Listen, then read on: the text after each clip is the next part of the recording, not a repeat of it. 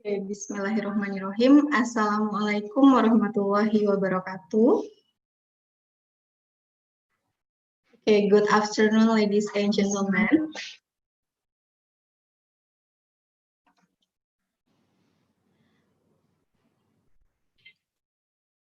Okay, ladies and gentlemen, let me introduce myself. My name is Lia Dian Ayuningrum. I am a lecturer in Midwifery Department in Alma Ata University. It's a precious chance for me to be your master of ceremony on this special event. Welcome, and we proudly present the first Alma Ata International webinar. Topic is nutritional and health issues during adolescence.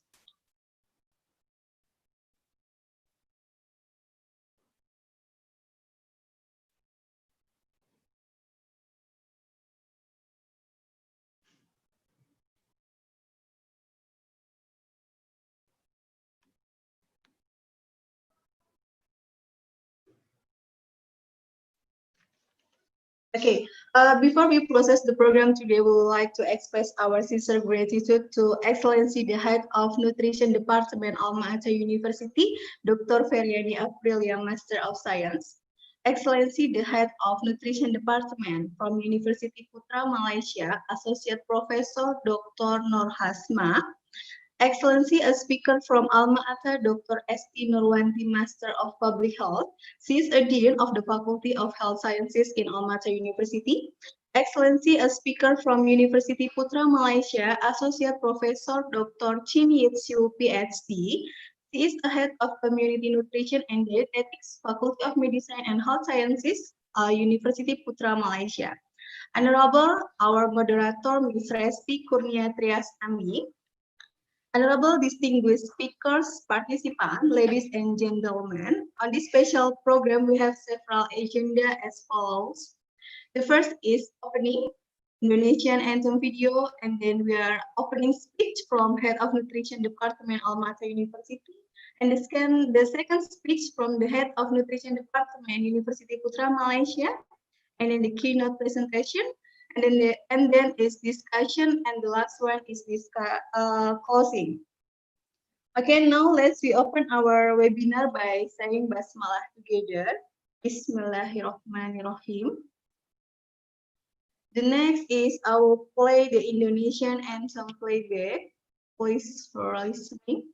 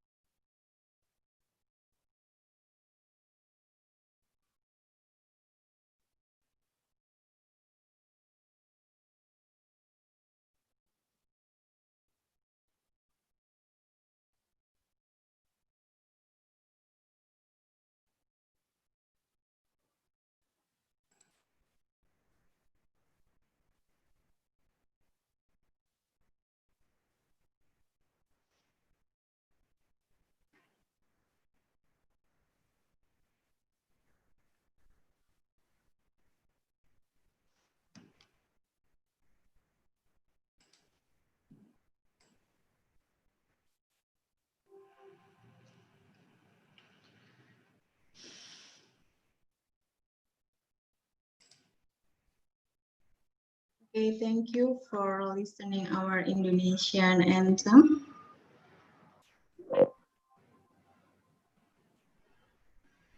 The next agenda is speech. The first speech will be delivered by Dr. Feriani Aprilia. She is a head of nutrition department in Alma Ata University. She is a lecturer too of Department of Nutrition. This is our organization. She is a head of research, institution and community service Alma Ata University. Sebagai salah satu anggota Persatuan Ahli dan Pangan Indonesia, as an Indonesian Scientific Society for Probiotics and Prebiotics, head of Alma Ata University Press, head of Alma Ata University Nutrition Study Program, Indonesian Nutrition and Dietetic Journal Editor Board. She is a reviewer on carbohydrate polymer. She's a reviewer on nutrition, and she's a reviewer too on journal Gizi dan Dietetic Indonesia. For Dr. Feriani Aprilia, time is yours. Dr. Okay, thank you. April. Yeah, thank you. Thank you, Mr. Lia, Mrs. Lia. Good afternoon. Maaf, Ibu, suaranya. Okay, good afternoon. Can you hear me? Okay. Could you hear me? Yeah. Okay, thank you. Thank you, Mrs. Lia, for the opportunity given to me to give some speech. Okay, good afternoon. The Honorable Dean of Faculty of Health Science Alma Ata University, Dr. Esti Nurwanti, that will be also the speaker today. Head of Nutrition Department, Universiti Putra Malaysia, Dr. Nur Hamzah. The Honorable the speakers, Dr. Chin Yitsu, and the Honorable of our moderator, Mrs. Resti, and our beloved participants. Thank you and very welcome to Alma Ata International Webinar today. This is the first webinar that is held by Nutrition Department, Faculty of Health Sciences, Alma Ata University, in collaboration with Nutrition Department, Universiti Putra Malaysia. The theme chosen today is Nutritional and Health Issues during Adolescence. As we know, adolescence is the transitional age that usually requires public recognition, especially from their family, friends, or other closer colleagues. They concern more about the style, fashion, and also their body image. The negative body image that is related to obese, overweight, etc., is often making them not confident or maybe judge themselves to be worse off. To avoid this negative effect, we should pay more attention about the occurrences of obesity, their risk, and also the causative factors. Today, it will be presented here, especially for the occurrences from both Indonesia and Malaysia countries. Overall, I hope that all participants will get more knowing and awareness about obesity in adolescence. Thank you for your attention and enjoy the webinar. Wassalamualaikum warahmatullahi wabarakatuh. Okay, thank you. I give it back to MC, please. Okay, thank you for Dr. Feriani for the speech. We are moved to the second speech. The second speech from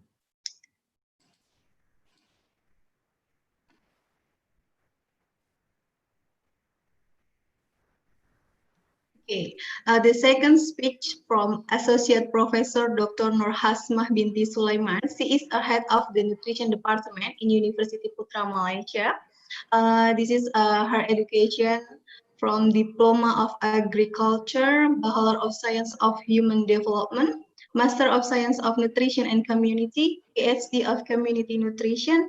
Her education all from Universiti Putra Malaysia. Kepakaran beliau adalah tiada jaminan kedapatan makanan, makanan dan budaya, security makanan dan pemakanan, malnutrisi di kalangan golongan berpendapatan rendah.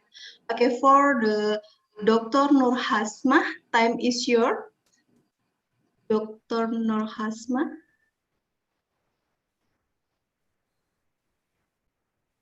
Okay. Assalamualaikum, Dokter.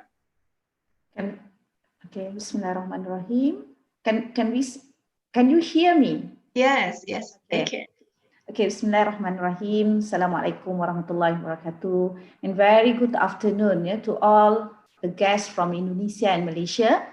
So first of all, as a department members, I would like to thank a lot to all the members from the University Alma Ata, which is give the opportunity to us to collaborate with you. We have a very good webinar today to discuss regarding nutritional and health issue during adolescence. As we know that we have a lot of issue during adolescence. Yeah, they are very concerned in terms of the body image, for example. They also have issue on nutrition and many things issue regarding adolescent because they want to get their own self appearance and other things. So I hope that based on this webinar, we can discuss regarding this issue. And as a Department of Nutrition, actually we are actually try to say that this is a very good collaboration between Department of Nutrition and Dietetic from Faculty of Medicine and Health Sciences and also Alma Ata University. So I hope that this collaboration, this networking, we can continue later, not only for webinar, we may have other collaboration after this. So I think that's from us. So maybe we can hear from two speakers today and we can get a lot of information today. So thank you very much from Universiti Putra Malaysia. Okay, thank you for Dr. Nur Hasma for your speech. Now we'll move to next agenda.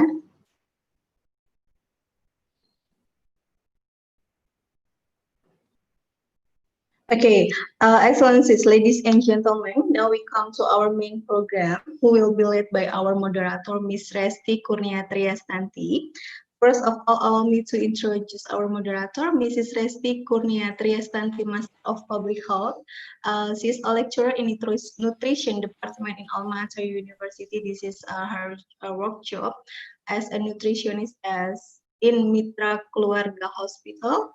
And she is a research assistant too in Gajah Mada University and Biobank FKMK Gajah Mada University. Okay, for Mrs. Resti, time is yours. Dian, good afternoon everyone. Assalamualaikum warahmatullahi wabarakatuh. First, our Honorable Head of Nutrition Department Alma Ata University, Dr. Karyani Aprilia, and our Honorable Head of Nutrition Department of Universiti Putra Malaysia, Dr. Asma, and today's amazing speaker, Dr. Esti Nurwanti, and also Prof. Chin Yitsu from Universiti Putra Malaysia, and of course our respectable seminar participant. Let's praise Allah Subhanahu wa Ta'ala because of His blessing we can hold this webinar this afternoon. First of all, I want to introduce myself. My name is Resti Kurnia Triastanti. I am a lecturer from Nutrition Department, University of Mata. This is the first episode of Alma Ata webinar series, with the main topic is nutrition during adolescence. Adolescents are tomorrow's adult population, and their health status and also well-being is also important. It's a crucial. And it's a transitional period between childhood to adulthood. Adolescent status provides an opportunity for us to prepare for healthy, productive, and reproductive life. While addressing this specific nutrition issue, we can also correcting some nutritional problem like obesity in adolescents and also related to body image. That is, the number is still high in Indonesia. And also maybe in Malaysia. So today we would like to join this webinar. In this webinar, I will explain first. There will be a two session. And each speaker will present this topic about 30 minutes, and then we can continue to the question and answer session. And the participant can ask some question through maybe this Zoom meeting, or maybe all the participants will join through YouTube channel. You can chat some question, and we will choose 2 or 3 questions that will be answered by the speakers. Okay, for the I want to introduce first 2 amazing speakers who will present their topic today. The first one is Dr. Esti Nurwanti from, she is the Dean of Health Faculties in Alma Ata University, and also lecturer from Nutrition Department Alma Ata University. She will present about unhealthy food consumption, increased risk of obesity among Indonesian adolescents. Hello, Mrs. Esti. Good afternoon. Hi, good afternoon, Mrs. Resti. Okay. And then we have Prof. Juli from Department of Nutrition and Dietetics, Universiti Putra Malaysia. She will present overweight and disorder eating in Malaysian adolescents, the influence of negative body image. Good afternoon, Prof. Juli.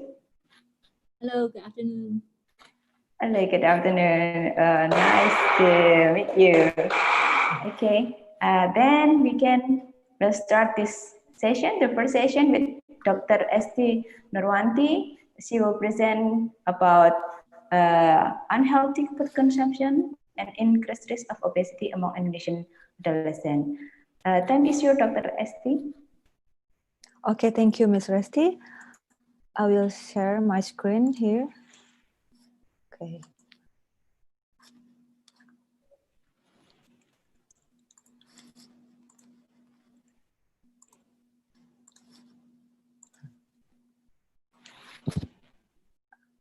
Here.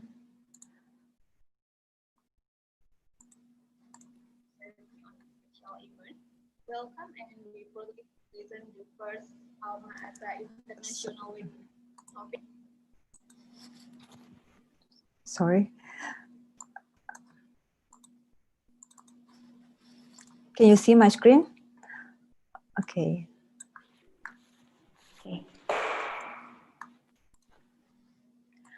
Okay.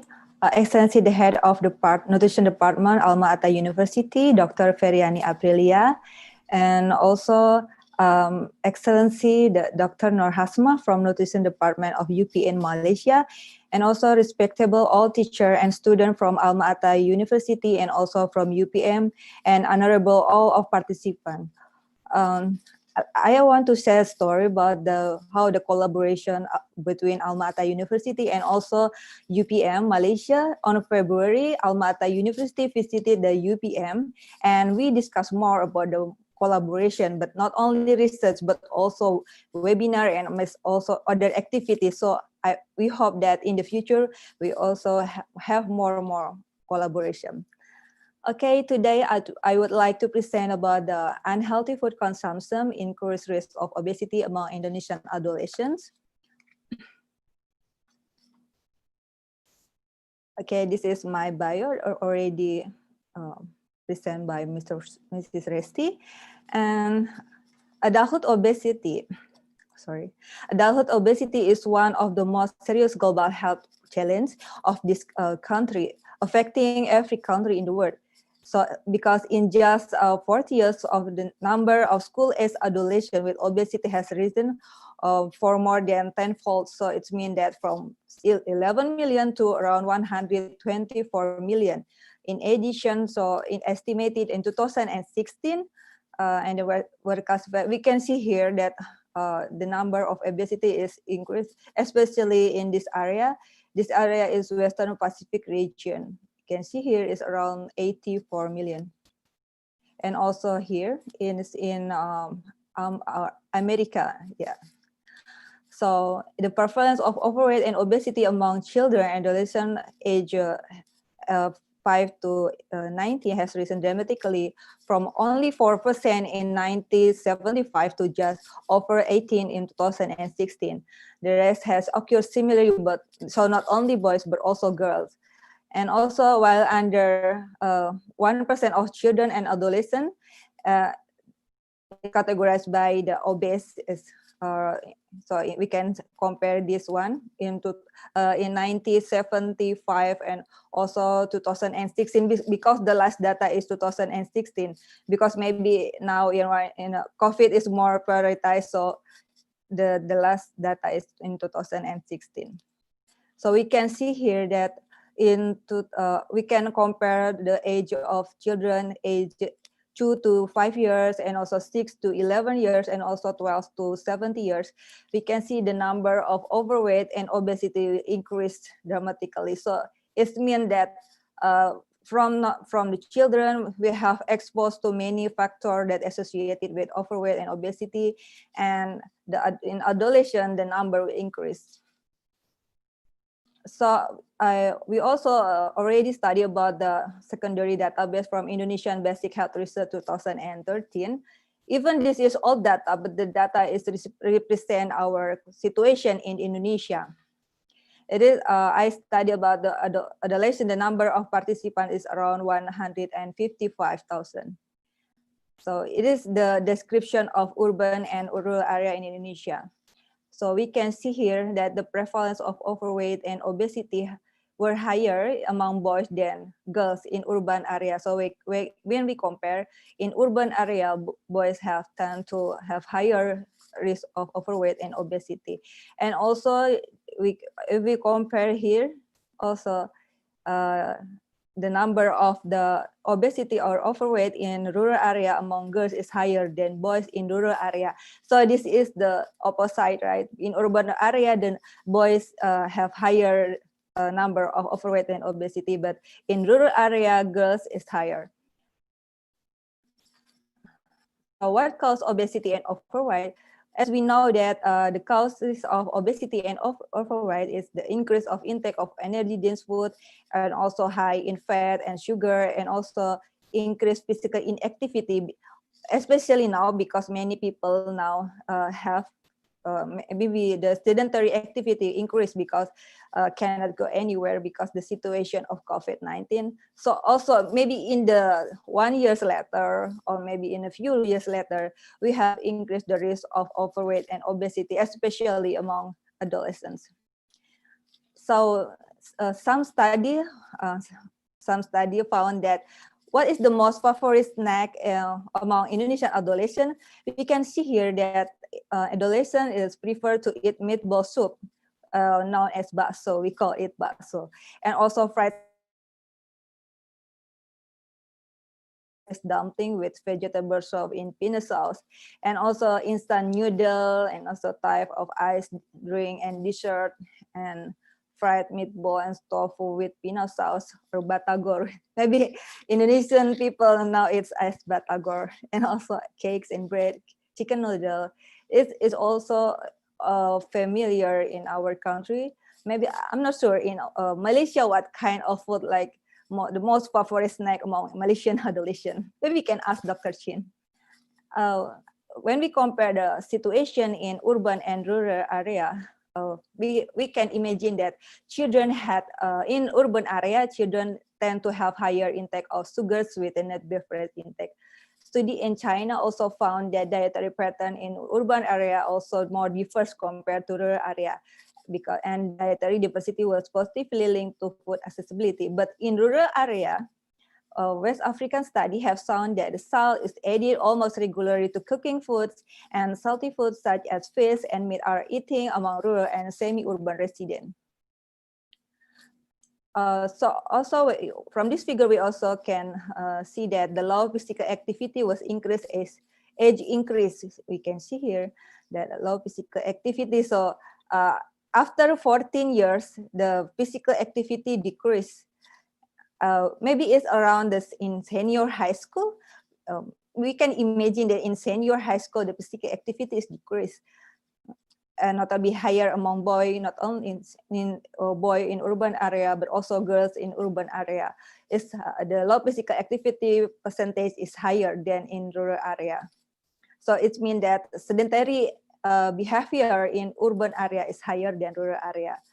Also, the high caffeinated beverages, we can see here that the percentage of adolescents who drink the caffeinated beverage here is higher among boys in urban area, but also higher among boys in rural area. So boys tend to drink caffeinated beverage, not only in urban area, but also in rural area.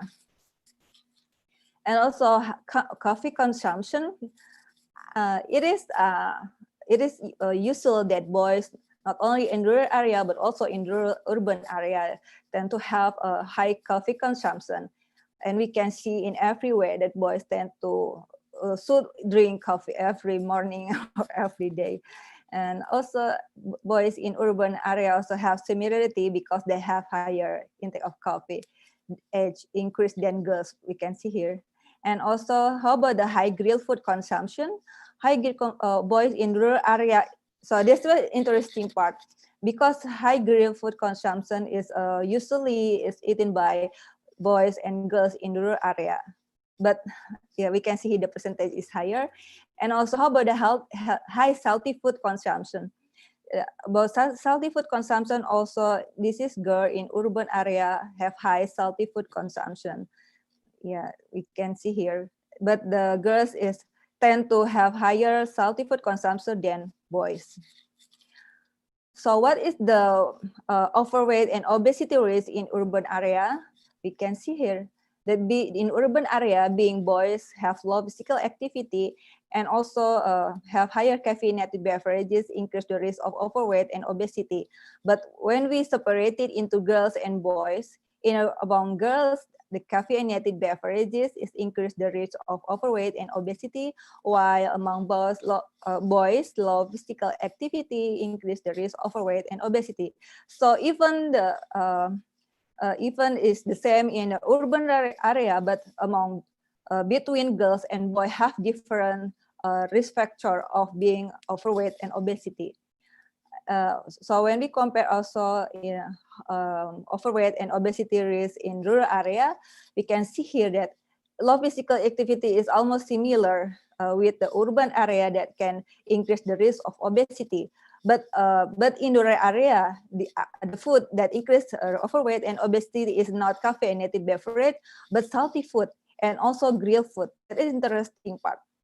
And also when we separate it in girls and boys in rural area, that girls if the girls eat the salty food and also grilled food, so will increase the risk of overweight and obesity. Also among boys in rural area, but if they drink coffee and also eat grilled food, so will increase the risk of overweight and obesity. So when we compare developed and developing countries, in developed countries such as USA, Australia, and Britain, rural children had higher risk of overweight because of higher accessibility of high-calorie food and sugar-sweetened beverage. But in developing countries such as Vietnam, also Malaysia, Indonesia, and Thailand have shown that the prevalence of overweight and obesity were higher in urban area. So we can imagine that if we now in developing country, but so that's why in urban area have higher risk factor of overweight and obesity. But in developed country, if we stay in a rural area, so we have higher risk of overweight and obesity. So consequently, the urban and rural differences in prevalence of obesity risk happen because maybe socio-demographic, environmental, and also lifestyle differences. Why obesity prevalence higher in urban area? Because the urbanization is associated with a dramatic reduction in physical activity and change in dietary habit. And also urban area have an obesogenic environment such as high screen time, low physical activity, and this lead to have higher body mass index.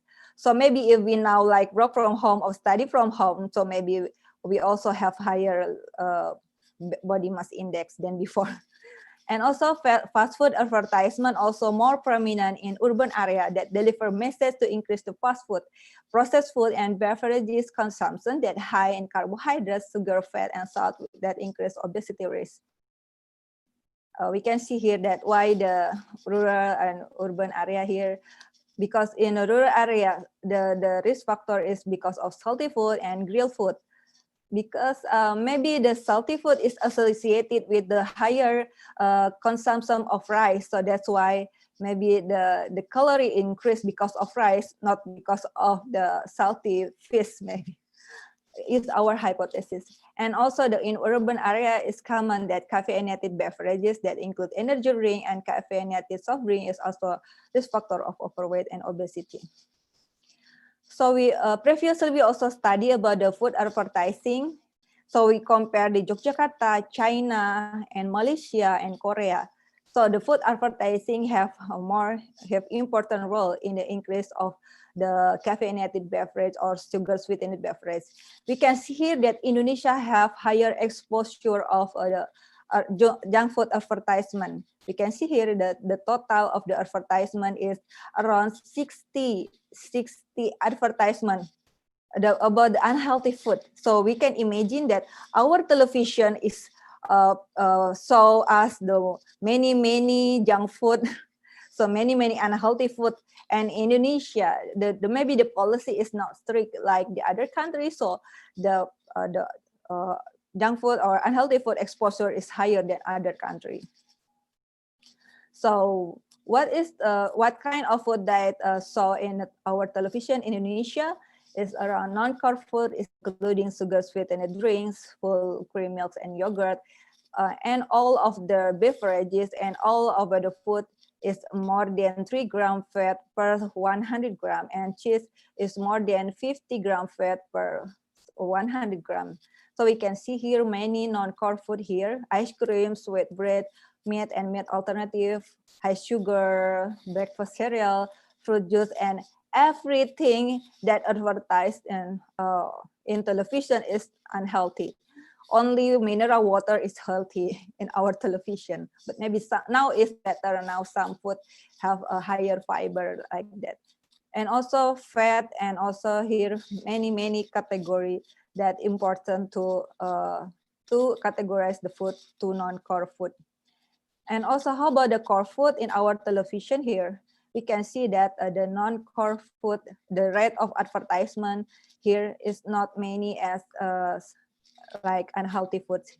Like if the advertisement about fruits is zero, healthy snack is zero, oils high in mono and polyunsaturated fat is also zero.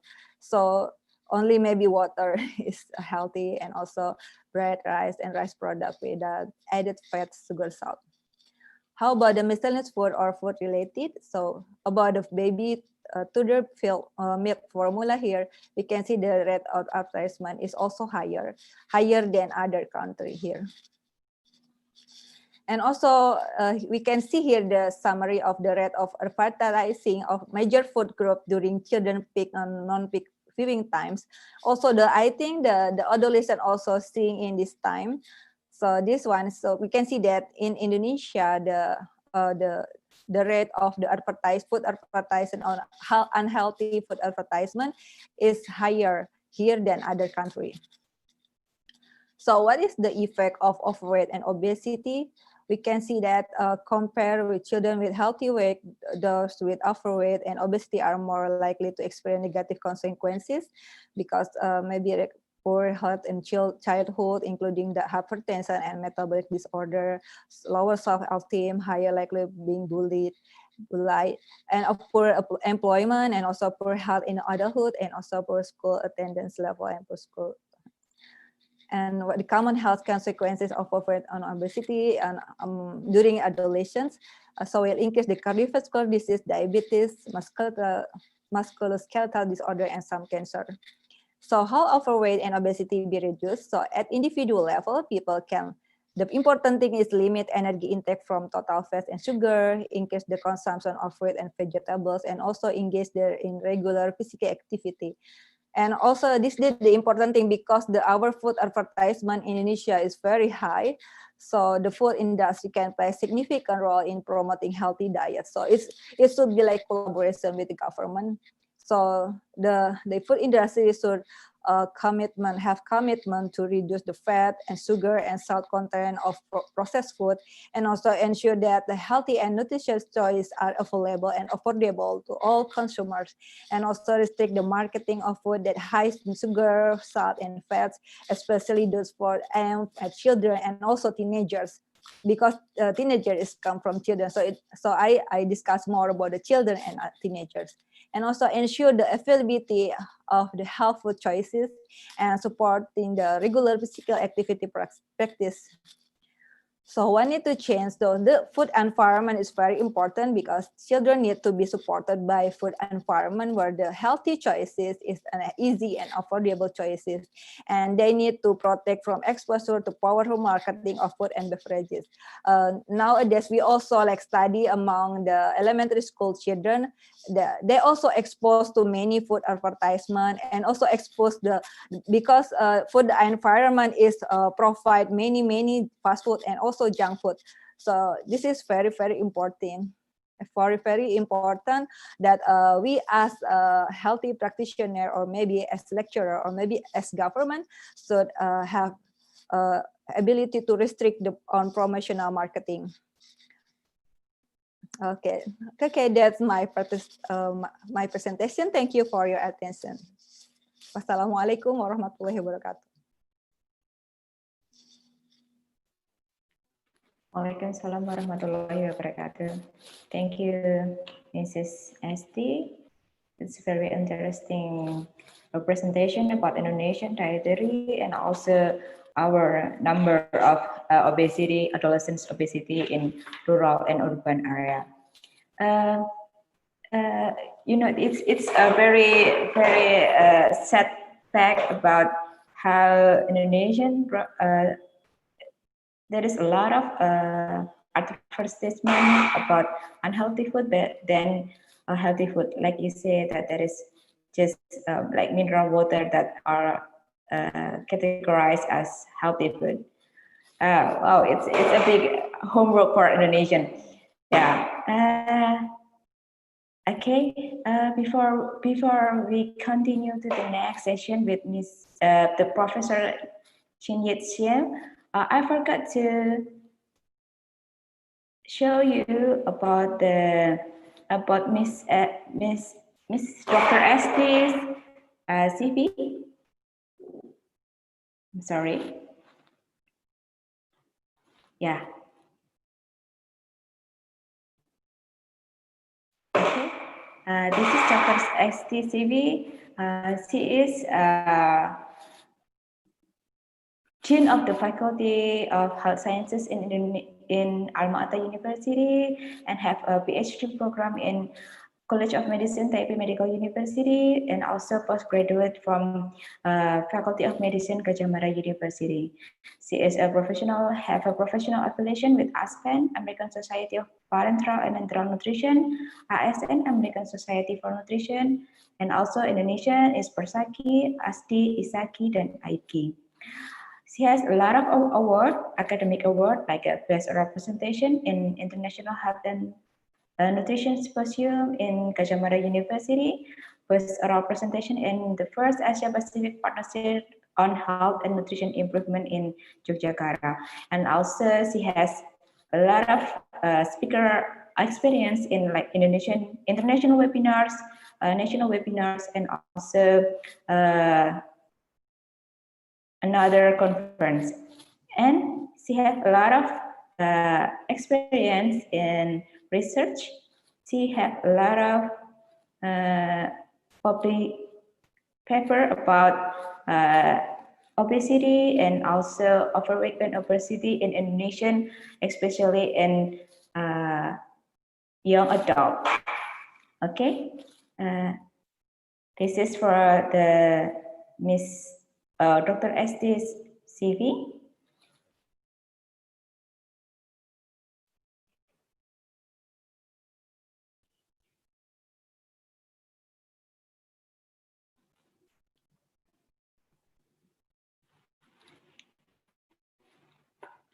Okay, then we can continue to the second session with Dr. Chin Yet Siu.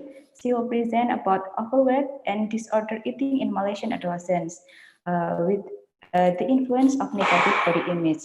Time is yours, Dr. Chin.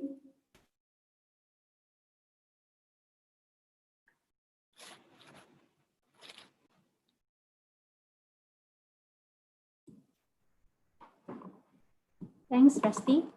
Can you see the slide?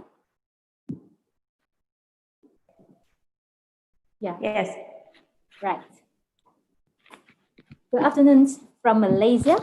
First of all, I would like to thank Alma Ata University because inviting me as one of the speakers for this first Alma Ata International webinar on nutritional and health issues during adolescence. For your information, this is one of my earliest research interests since my undergraduate study, and I continue to my PhD studies, and also now I have several students working on this. So I'm glad that today I'm going to share more about this issue, particularly on overweight and disorder eating among Malaysian adolescents, which I'm going to focus on negative body image issue. In this session, I'm going to introduce to you what is negative body image and why it is so important to focus on adolescents, and what is the scenario or the problem faced by Malaysian adolescents specifically, and what are the related issues related to negative body image, which today I'm going to highlight two main issues, which are overweight and disorder eating. And I'm going to share with you a little bit about association between overweight and disorder eating, and explain to you why body image play an important role here in terms of this association, and what are the intervention strategies that we can work on this. Ladies and gentlemen, what do you understand in terms of body image? Are you having a negative body image or a positive one? Let's try a screening or an assessment that based on contour drawing rating scale by Thompson and Gray 1995. This is one of the common instruments that we use to assess body image. I'm going to ask you two questions, and you have to, based on this contour drawing rating scale, from 1 to 9, choose one figure, represent your own sex. The first question is, what is your perception of current body size? Choose one figure.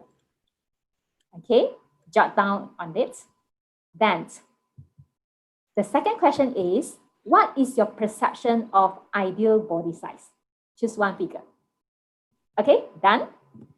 Right, now I need you to do a little bit of mathematics. Okay, I need you to calculate body size discrepancy score.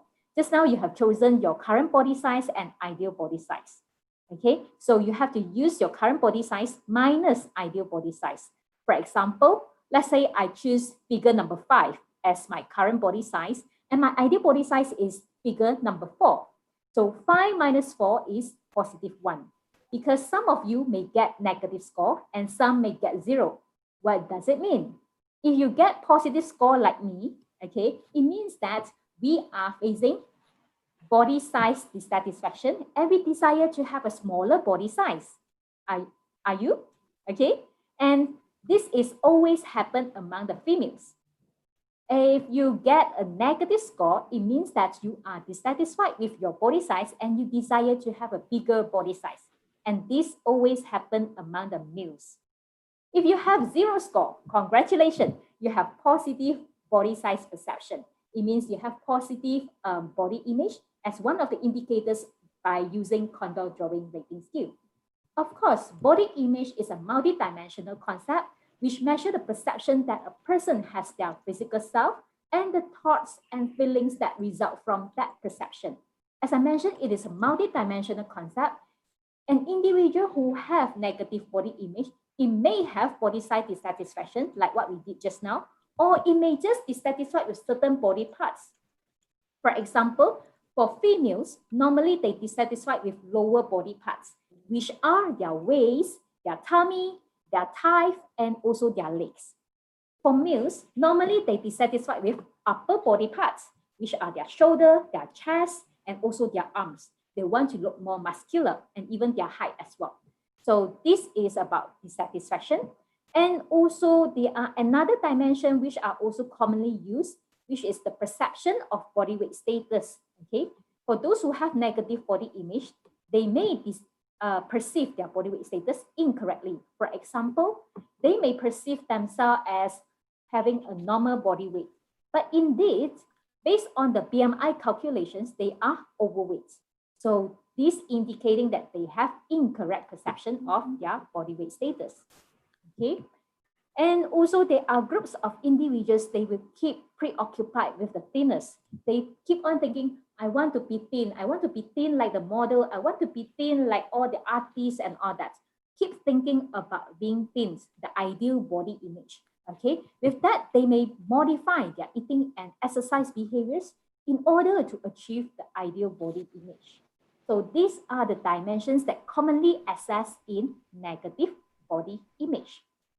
So why so important to focus in adolescence or during adolescence? During adolescence, they involve a lot of physical changes. We call it as pubertal development. And also psychosocial development. They are searching for their identity. They are very sensitive. They're having their very high self-esteem, developing the self-esteem, their so-called their confidence level. In terms of physical growth, do you know that the growth spurt accounts for 20 to 25% of adult height is during the adolescence time. And also their weight gain accounts for half of adult ideal body weight. So a lot of changes during their adolescence time. And with that pubertal changes in terms of their physical development, the formation of a healthy body image, or we call it as positive body image, is considered as an essential part of adolescent tasks in coping with all these changes. So how adolescents perceive their body image? I'm going to share with you more in terms of our Malaysian local scenarios and also health-related issues with regards to negative body image. Okay, so this is one of the papers done by my colleague in Sarawak, Cha et al. In 2017, focusing on adolescents in urban secondary schools. So you can see from these abstracts, okay, it's about 1 in 5 of the adolescents were having a risk of eating disorders, or we call it as disordered eating problem, whereby the prevalence are higher, slightly higher among the males. And also in terms of body part dissatisfaction is about nearly 50%, 46.9%, and perception about their body weight is about 37.6%, which are slightly higher than the males. And if you look at the most important part is, if you look at the table 3 here, the factors that contributing to this disordered eating problem, besides being overweight and obesity, body image plays very important role. Those who dissatisfied with their body parts and also those who perceive their body weight as dissatisfaction or sometimes satisfied, they are the ones that are at risk of eating disorders or having disordered eating problems. Then I'm going to share with you another scenario which are conducted by my master's students. And one of my research interests is focusing on some marginalized group of individuals, for example, like children living in welfare homes. So in this study, we have children and adolescents from 7 to 17 years old. And we found out that the welfare home children and adolescents, they're actually facing more overnutrition problems compared to the undernutrition problem. And the factors that contributing to these problems, indeed, are the body image problem. Is, as you can see from here, the perception of body shape, which is using the contour drawing rating scale that we have tried just now. And you can see the boys having the negative score and the females or the girls having a positive score, indicating that the males desire to have a bigger body size and the females desire to have a smaller body size. And the prevalence of this body shape dissatisfaction was as high as 73.0%, meaning that about 3 in 4 of the adolescents in these welfare homes are facing this body shape dissatisfaction. On another point, in terms of the body weight status, perception of body weight status, you can see here the incorrect perception is about nearly 50%, about half of them. whereby 1 in 3 of them reported to have underestimated their actual body weight status. It means that they may thought that they are normal weight, but indeed they are actually what? Underestimated, meaning they may actually is only underweight. Okay, they thought that they are actually normal weight, but indeed underweight itself in terms of the BMI classification.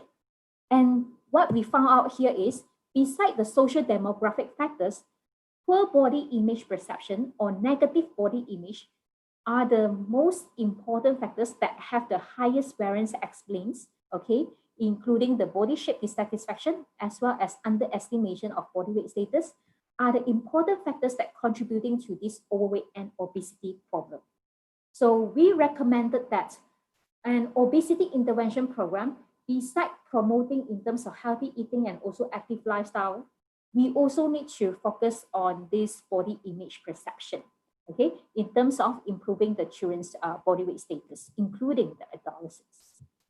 Another scenario that I would like to share with you is the adolescents who stay in the hostel, whereby their lifestyle are all scheduled, their physical activity, their schedules for the study are all arranged, and their foods are all planned by the ministry, and the canteen have prepared everything for them.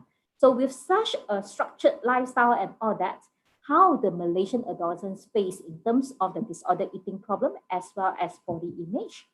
Okay, you can see here, when we correlate with body image and the body weight status, what we found out here is those who have unhealthy body weight status, those who were thin, severely thin, overweight and obese, they actually have incorrect body weight status perception. Okay, and on another point, there were significantly more overweight and obese adolescents were dissatisfied with their body size as well. This is correlating with body weight status. And on another note, when we correlating with the disordered eating problem, we found out that those adolescents with disordered eating, they tend to perceive their body weight status incorrectly. Okay, so meaning when they are actually over so-called normal weight, they perceive themselves as overweight, they tend to go for loose weight, practice dieting and all that. That is what it means in this result here.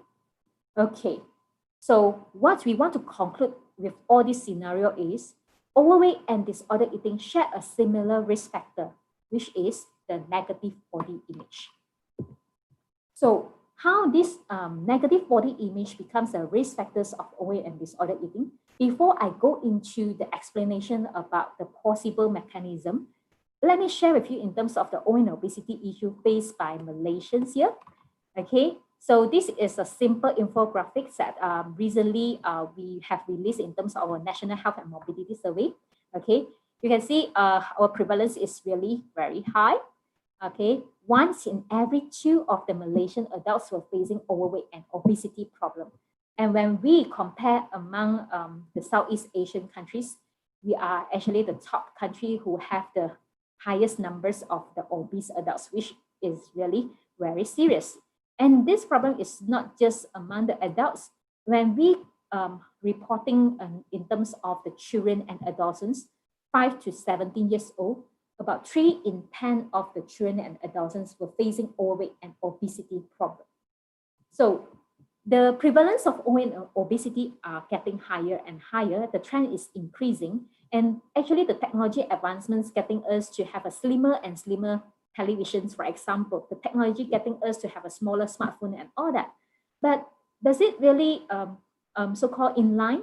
And in terms of overweight and obesity, it is not just we ourselves as adults, but bringing to our children as well as our pets. So with this scenario, are we more receptive and happy with our bigger body size? Okay, what is the standard of beauty right now? So when we examine in terms of standard ideal beauty, it's still like this, which is the pageant contest. You can see from the pictures here, the pageants, they are all at least normal weight or even underweight, okay, thin and slim, all right? So this ideal beauty standard has not changed over time, but our body size have changed. So this actually is what we call as social norm of ideal body image. Being thin is highly valued by women, okay? And being slim and muscular is strongly appreciated among the men, okay? So this obsession with this ideal body image has become the norm for both sexes. It has become like part of our social life. You will always heard people saying that I want to look slim, I want to be on diet today, I want to reduce my weight, I want to look like the model. So this has become part of our norm already, but indeed it is not a good phenomenon. Okay, let me share with you more in terms of the link between obesity and eating disorders, where these two extreme ends, how it link. Okay, this is actually explained in terms of the cultural discontent, whereby the obesity is become more epidemic, more serious, but the ideal body image standard is not changing, right? So the gap is getting bigger and bigger. People are fears of weight gain. People are keep thinking to be thin, okay? Keep thinking weight obsessed, and all this bring to the risk of eating disorders. Let me show you one example using our environment, meaning the top models, okay? The fashion models, okay? So how actually it links to the disorder eating or the endpoint eating disorders problem. For example, anorexia nervosa. When one want to look thin like the fashion model, okay, to wear very nice dresses and all that, this is what I want to look like. Hence, I can't eat. In long term, when one don't eat and then keep thinking about to be thin, trying all sorts of methods, it comes down to the endpoint as anorexia nervosa. Okay, and another scenario, which is bulimia nervosa. This is what I want to look like. They still want to look like the fashion model, to be thin, okay, pretty, wearing nice dresses and all that, but they can't resist with food. So at one point, they will lose control and keep eating, binge and loss of control, and they will try all sorts of methods to eat and also even purging and all that. Bulimia nervosa happen. All right. So what is disorder eating and eating disorders?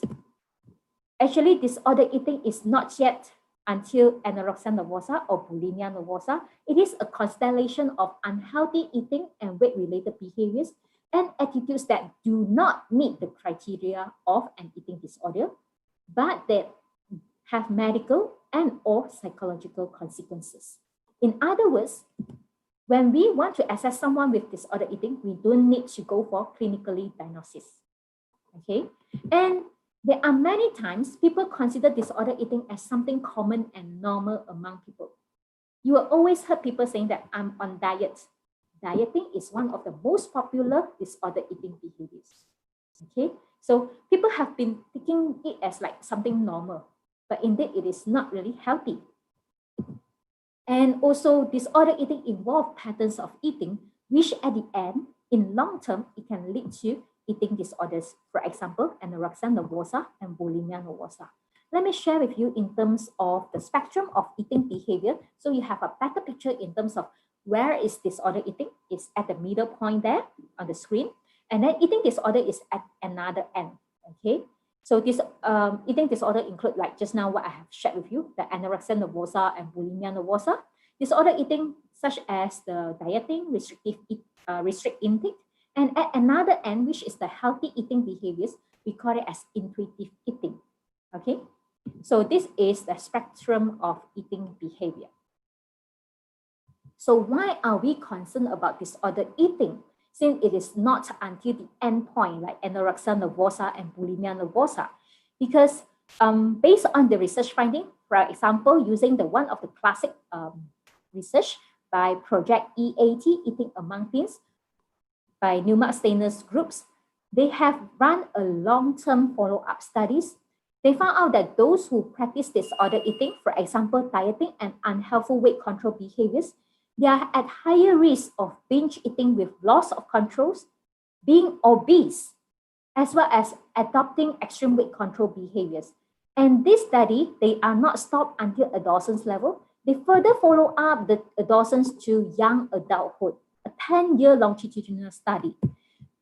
And the risk of all these extreme unhealthy eating behaviors, for example, the dieting, unhealthy weight control behaviors, the relative risks are getting higher. When we compare younger females versus the older females have higher relative risk. And when we compare the older females versus the older males actually have higher risk as well. So this problem we need to solve as soon as possible during the adolescent stage. If not, it may persist and it may go into a more extreme way, which is the eating disorders. Once one develops eating disorders, it is very difficult to reverse, and there is a very high prevalence of suicide and mortality when once develop eating disorders, for example, anorexia nervosa and bulimia nervosa. So this is the prevalence of disorder eating in Malaysian adolescents. We have yet to have published papers on a nationwide study. This you can see from here, Indran and Hatta in 1995 is, and also Chin et al. My own study. We, at the early of the years, we focus on the females, which are based on the literature review, females have higher risk and all that. But since 2010 onwards, we focus on both males and females. And we do find out that the males actually have some slightly higher disordered eating problem than the females. So we do need to think about it is the disordered eating problem and even the body image problem are not just restricted to the females, but even the males as well. And we have to interpret these findings carefully because these studies focus on different age group of the adolescents and also different places. That's why you can see there are a range of the prevalence, but roughly it is from the 20% to about 30%. Recently, we don't have a cohort study like the Project EAT, but recently we also published findings on the young adulthood, which are the university students. And we also find like it is the prevalence of eating disorder eating is about 1 in 5, about 20% as well. So it is highly linked that when adolescents were facing disorder eating problem, it may persist to the young adulthood. Okay, of course, a cohort study is needed for this. Then currently I have a PhD student. He is working on this nationwide studies, which we have yet to publish. So this is a prelim findings.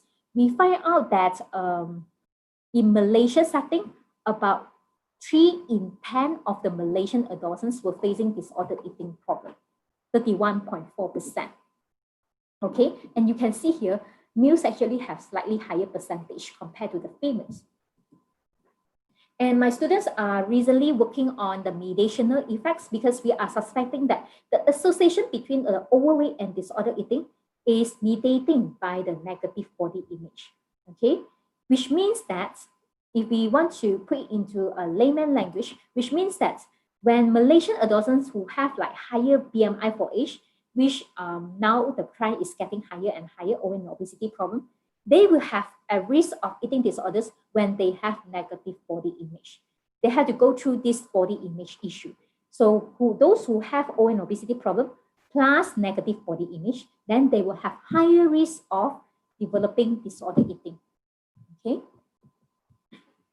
So how actually this phenomenon can be explained? Okay, let's give one example. This is an individual who are overweight and obesity and who actually facing overweight and obesity problem. So one day he feel that, oh, I'm too fat. Okay, so too fat, what should we do?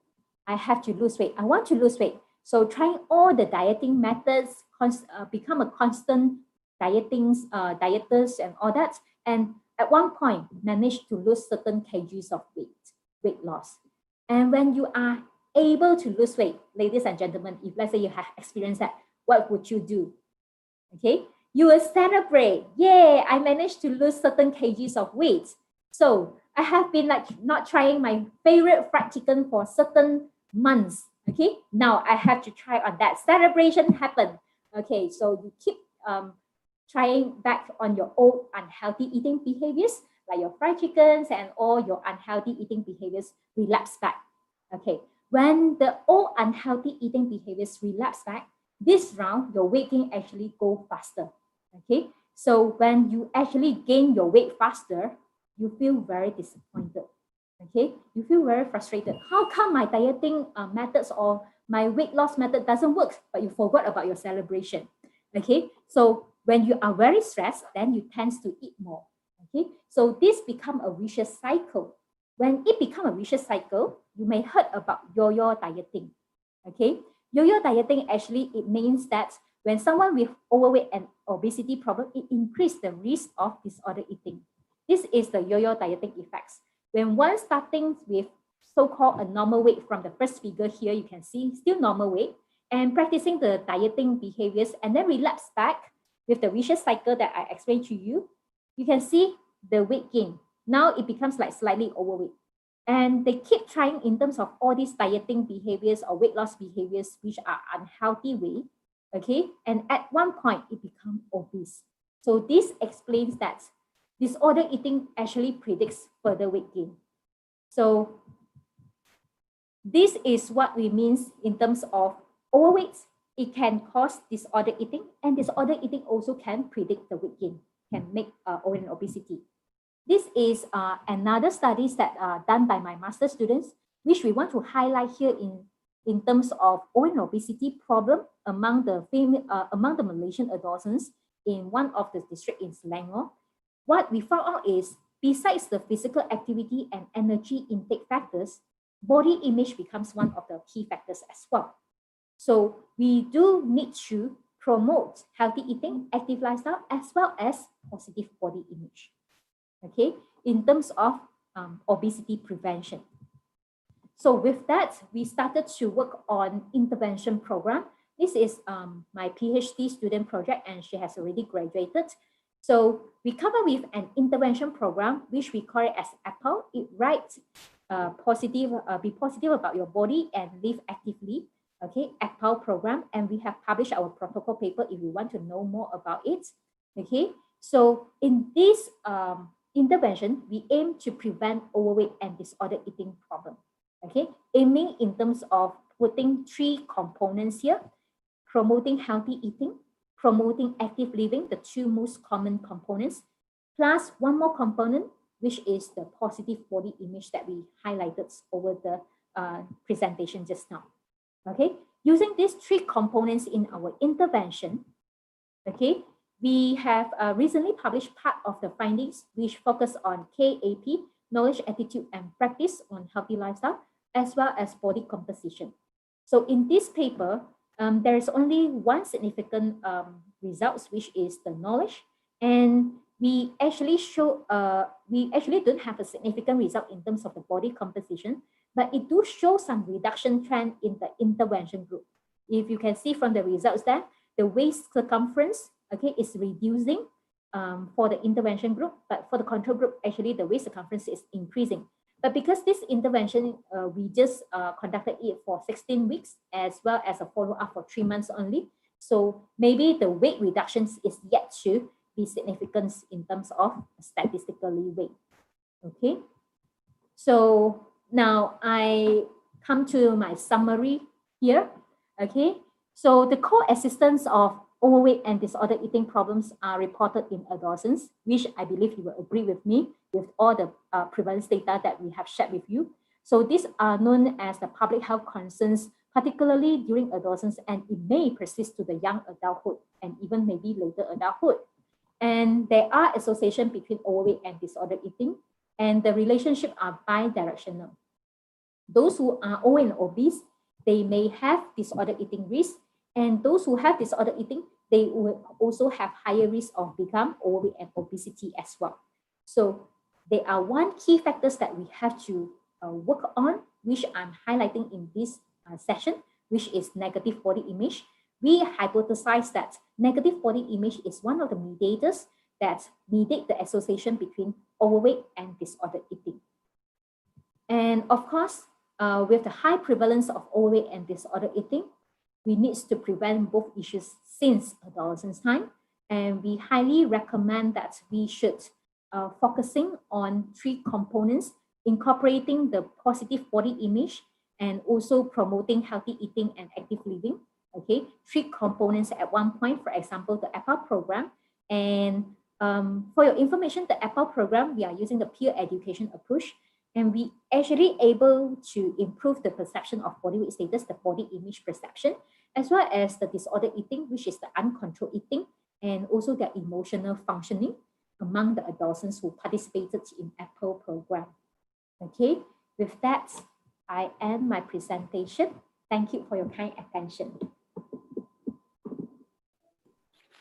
Okay, what an interesting presentation from Professor Chen. Wow, it's a very interesting program, EPAL. Yeah. It's combining between healthy eating, active livelihood, and also positive body imaging. Okay, maybe we can have a future research about that in between Indonesia and Malaysia about that. Yeah, yeah. Okay, we can continue to the next session. The question and answer session. We choose 3 questions from the audience here, from the YouTube and also from the Zoom participant. We choose, maybe there is a 2 question for Prof. Chin and 1 question from Dr. Esti. I will share the question.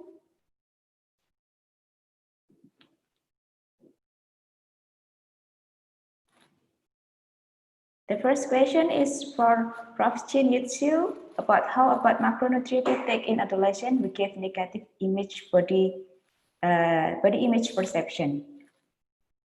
And the second one is teens trying to smoke to reduce their appetite, so they think it could make them slimmer. Is Malaysian face the same condition as Indonesian, and what is the government policy to beat them? The first for Prof. Chin. Time is yours to answer the question. Thank you for the questions. Very interesting. Okay, let me answer the first question first. Macronutrient intakes among the adolescents who have negative body image. Right. We don't really have published findings on that yet. My students are still working on the analysis for the Malaysian data that I shared just now.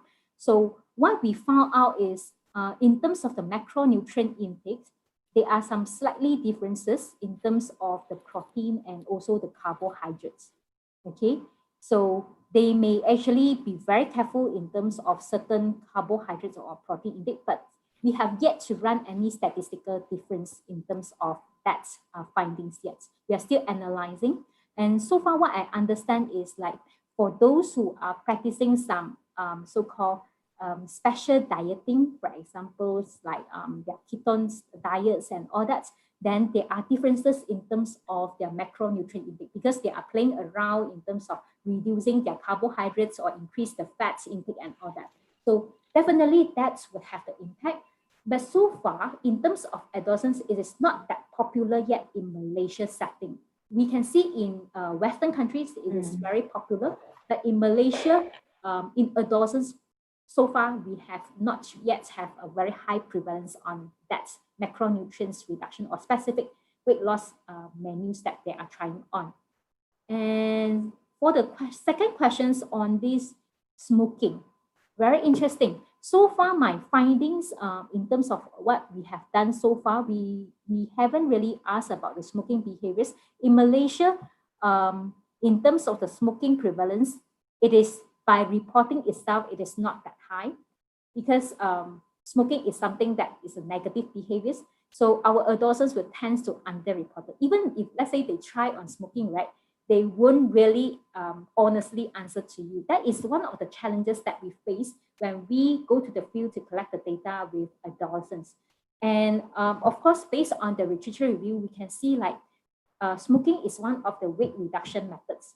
In Western country, smoking is one of like top 10 methods that they try in terms of the weight reduction methods. And we actually try not to put up in the questionnaires because sometimes when we assess the adolescents, giving them a lot of choices of the weight reduction behaviors, they actually will go and try on it. So normally we will have the open-ended questions to ask them, if you are managing your weight or reducing your weight, what are the methods? We let them write instead of giving them the options. If not, then they will go and try on it. Okay. So far, this is what I can answer right now. In terms of the government policy, I am not really very clear on in terms of the smoking. Of course, smoking is not really allowed in so-called in public area. Of course, for adolescents, it's not really encouraged on that. In school, it's not totally no for smoking. Yeah, Resti? Okay. Thank you for your answer, Prof. Chin. And then there is one question for Dr. Esti Nurwanti. Bagaimana pendapat Anda mengenai masalah pemilihan makanan karena di Indonesia ada banyak food aplikasi yang menyediakan makanan tidak sehat. How about your opinion about food choices? Because in Indonesia there is not just food advisement that show unhealthy food, but also there is a food application like maybe GoFood or something like that that also provide unhealthy food. Maybe about their opinion. Yeah, thank you, Mrs. Resti. Because nowadays the people is easily to get the information about the food, especially from social media, because we eat first with our eyes. Because so when we see something food, even like we're not hungry, but we want to try, and even like maybe like boba, milk tea, and even we eat, drink it every day, but it's like if we see again and then we want to try again. So we like looking at colorful and beautifully decorated meals or beverages, and social media has made it easier with just few taps on the screen. So it is like visual hunger, which leads to external eating, where the sight or smell of food or external cues around craving to eat, and despite the absence of physical hunger, something like that. Because the marketing of also about the food marketing can impact us in many different ways. It is designed to create food trends and also encourage you to buy certain food or drink, buy food in order to get promotional items such as loyalty points. So if we buy the food from the online, so we get the many points, and we can get free food. So it is very, very dangerous for us, because the food is categorized as unhealthy food. So we as a consumer should have like ability to choose the healthy food even from online or social media something. So be smart and be healthy. Thank you, Ms. Resti. Okay, thank you, Dr. Esti. Be smart and also how to choose our Okay, before ended our meeting today, I would like to let Dr. Esti and Prof. Chi give some closing remarks. Okay, so from me, because the trend of the obesity, not only on children but also in adolescents, is higher and increased dramatically, and maybe now it's also increased because of the COVID-19. So the government should focus on developing approaches that vary maybe by local, like in urban and rural area, the approaching it should be different. So through the understanding the risk factor, but in rural and urban setting in Indonesia, so can inform the targeted community-based intervention for adolescent obesity prevention program.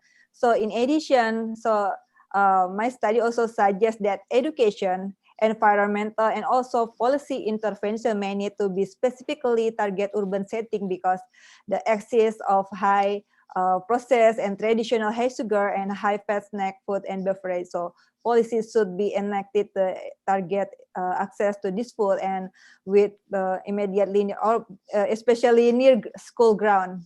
So for example, like sugar sweetened beverages and also caffeinated soft drink and also energy drinks.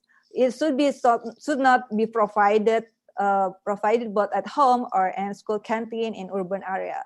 So this is very important, that policy-based strategy to limit the sugar sweetened beverages and caffeinated beverage, especially if the exposed to from social media. Maybe that's my conclusion. Thank you. Okay, thank you, Dr. Esti. And then Dr. Chin, can you give some closing remarks about this? Okay. So maybe a take-home message for those who are interested to work in community focusing on adolescents. So the issues not just about OA and obesity, we also need to look into disorder eating problem. Okay, like Dr. Esti have already highlighted in terms of OA and obesity, in terms of unhealthy foods and all that, we also need to consider a few components which have the physical activity as well as the perception of body image. Okay, and we have already tried in one interventions and it's really worked.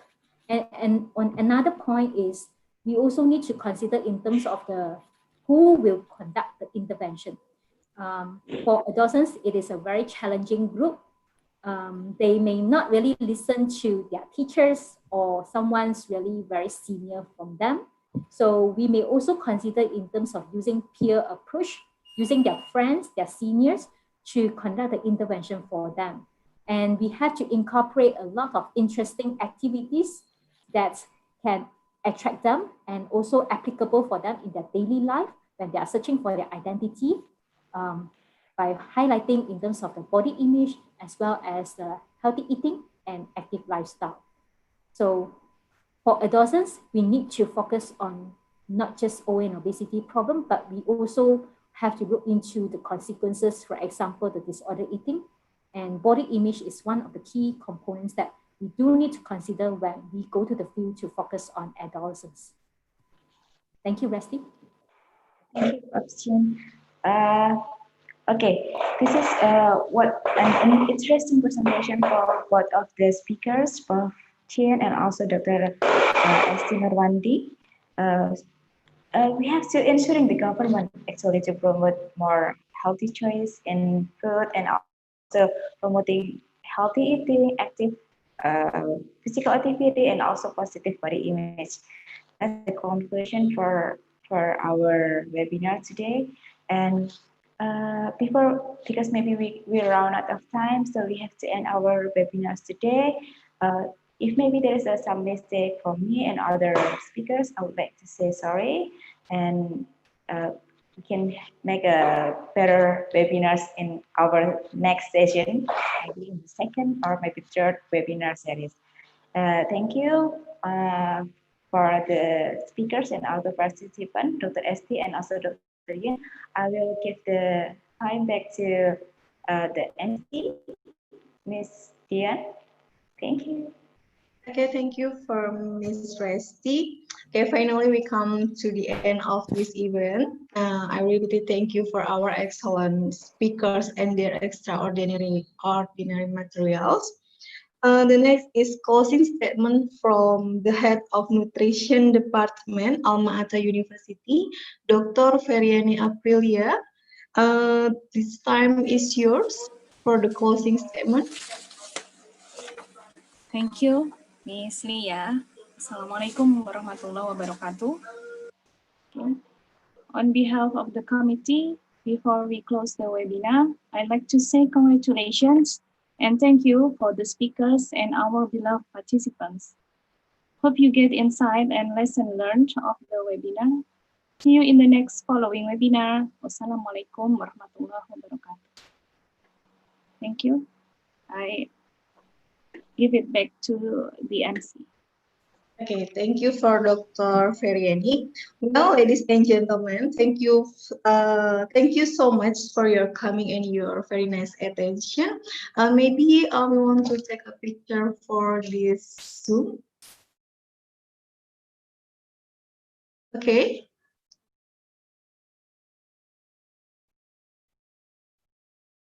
Okay, one. Sorry. 1, 2, 3.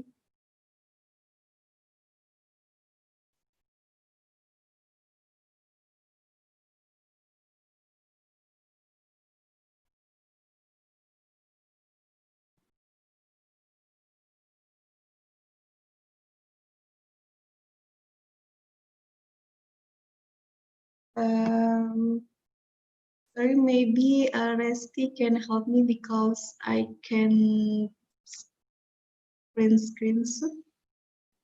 Okay.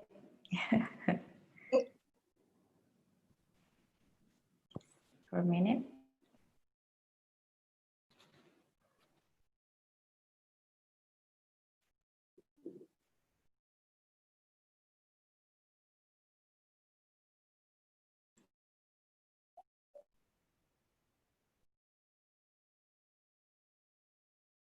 Okay, maybe 1, 2, 3. Okay, enough. Okay. Okay, thank you for Mrs. Reddy for the help. Okay, I think this is the end. I hope I'm really sorry if I have any mistakes. I see you in another nutritionist webinar. Thank you so much for the other. Wassalamualaikum warahmatullahi wabarakatuh. Good. Still afternoon, right? Good afternoon. Bye. Thank you. Thank Okay, you, thank you. everyone.